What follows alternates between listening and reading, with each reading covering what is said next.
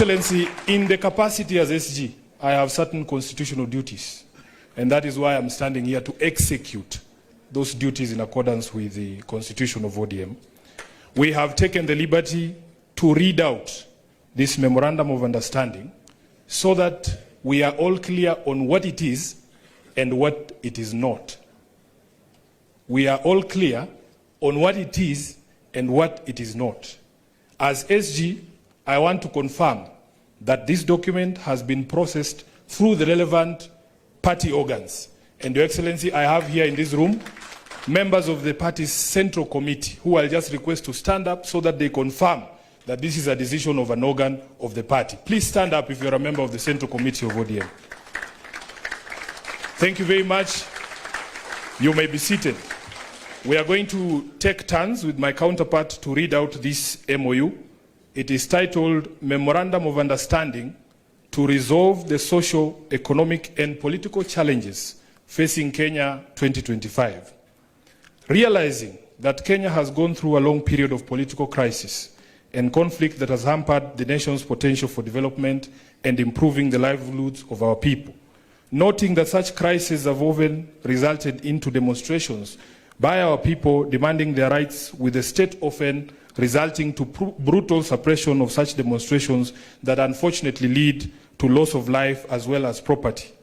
Acknowledging that the nation will not develop without reinforcing democratic governance and the rule of law, conscious that the decay in democratic governance is expressed through skewed allocation of resources, ethnic intolerance and marginalization, corruption, and noting that devolution, though intended to strengthen democratic governance and development at the grassroots, is systematically undermined and starved of funds.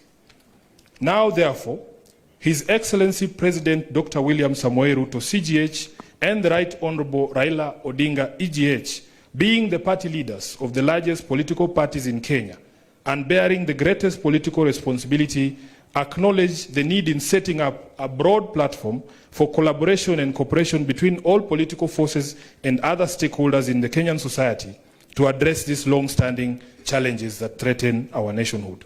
As a first step towards this collaboration, His Excellency President Dr. William Samoei Ruto, CGH, and the Right Honorable Raila Amolo Odinga did set up the National Dialogue Committee in the year 2023 and hereby make this resolution on the initiatives that must be undertaken to instill further confidence in the country. While this memorandum does not define the formation of a political coalition between the respective political parties, its successful implementation will inform the basis of steps towards the establishment of a progressive and stable country. Now, therefore, the two leaders commit and resolve to collaborate and cooperate with each other by conducting broad-based consultations between themselves on the key issues identified below.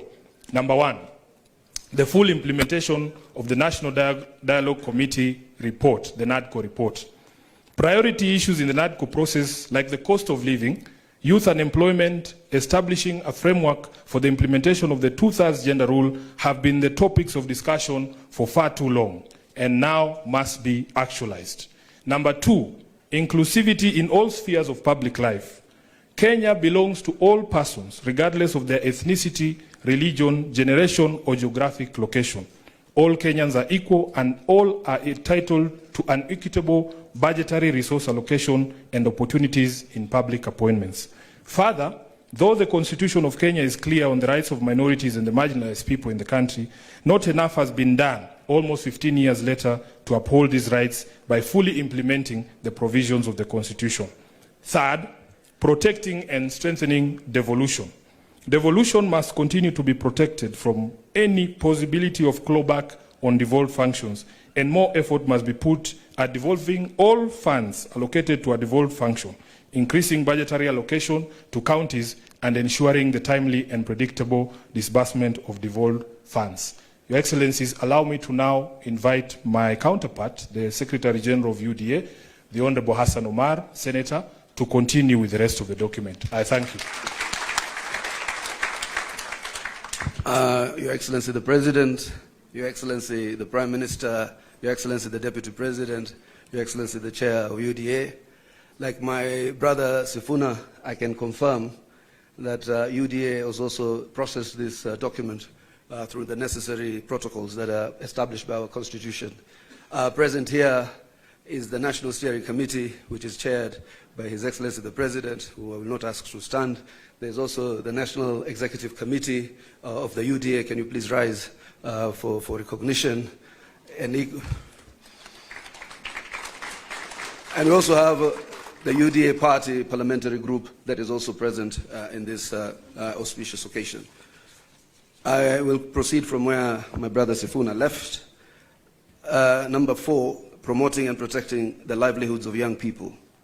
Urgent and massive investment must be made in all high potential sectors of the economy, including mining, blue economy, agriculture, and ICT, to create sufficient employment opportunities that provide ways for young people to earn a decent living. Nationwide economic stimulus programs must therefore be initiated.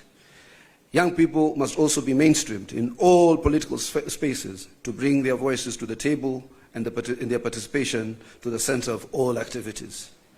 Number 5, leadership and integrity. Kenyans are concerned by the expression of opulence, accompanied by rude and arrogant conduct of public officers, and the apparent impunity that has followed the same.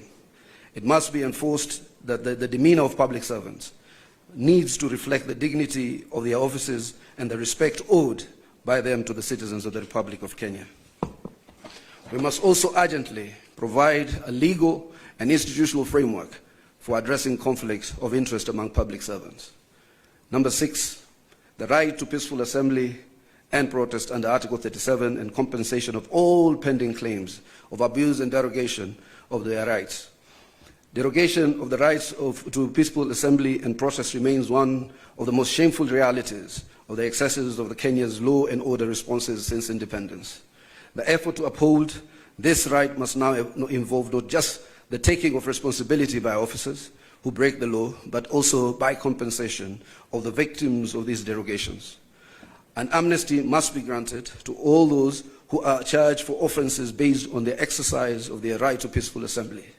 The National Police Service must update their methods and processes of dealing with demonstrations and assemblies when they are held, and particularly when they have to be managed or contained. 7, the national debt. The urgent audit must be conducted of how much has been borrowed in the past and how it has been used. Going forward, we must stop the ballooning of the national debt and ensure accountability for future borrowing. Lastly, we must ensure that borrowed money is used in all manners that grants an equitable benefit to all Kenyans in every region of the country, since payments are made by all from taxes regardless of their locations. Number 8, the fight against corruption. Kenya needs to move from talk to action. We must move from the fight against corruption to winning the war against corruption. We must enhance the capacity of institutions that enforce accountability, and particularly the offices of the Auditor General, the Controller of Budget, and the Ethics and Anti-Corruption Commission. 9, stopping wastage of public resources and promoting government efficiency. A new ethos of public expenditure in both national and county governments must be inculcated in a manner that promotes austerity, justification, and effectiveness in the use of public resources. Number 10, protecting and promoting the sovereignty of the people, the rule of law, and constitutionalism. The rule of law requires that government and its officers to obey court orders and only challenge the validity of judicial pronouncements through legal processes. The spectre of abductions and extrajudicial killings do not bode well for democracy. Suppression of constitutional freedoms, including speech, expression, assembly, and media, must stop. Furthermore, political parties, being key pillars of democratic participation, must be strengthened. The two leaders resolve to respect the identity and integrity of all political parties and to ensure respect and implementation of the provisions of the Political Parties Act. The dialogue and collaboration between the two leaders shall achieve its objectives by A, holding regular consultations on pressing issues of interest to the people of Kenya. B, exchanging expertise and information on the best practices in governance and of the Republic of Kenya. Let me read that again. Exchanging expertise and information on best practices in the governance of the Republic of Kenya, and the two leaders shall deploy their political infrastructure to examine the above matters and any other issues requiring their attention, and shall engage necessary expertise that will assist them in addressing the matters arising. Signed, His Excellency Dr. William Samoei Ruto, CGH, Party Leader of the UDA, and also to be signed by His Excellency the Right Honorable Raila Amolo Odinga, EGH, Party Leader of the Orange Democratic Movement, on the 24th day of March 2025. Let us appreciate the two distinguished senators. And now, before I call my co-MC, may I request that the table be brought here? We have the dates. It's 7th of March. But you'll be able to see it actually. Before I call my co-MC, the majority leader, can I please request that table and seat to be brought here so that the two leaders can be able to come and sign. And now allow me to hand over the mic to my co-MC, a man I couldn't see eye to eye, but now I'm seeing eye to eye, Kimani Ichung'wah, to take over from there. Thank you very much. Thank you, my co-MC, Senator Ledama. Your Excellency, as the stage is set, as my co-MC, Senator Ledama, has said, we are here to witness as you and His Excellency Right Honorable Prime Minister Raila Odinga sign this MOU, which forms a framework of how we will work together as the two largest political parties. Your Excellency, as you've been told, you and His Excellency the Prime Minister are leaders of the two largest political parties in the country. That means, Your Excellency, that you also bear a greater responsibility than any other political parties or political leaders in the country. And with that responsibility, Your Excellency, you and Prime Minister are expected to bear the responsibility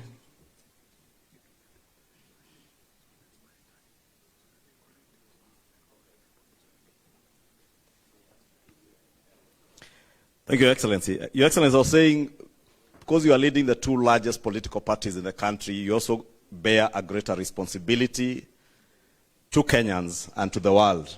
And part of that great responsibility is to ensure the unity of our country and the prosperity of our country.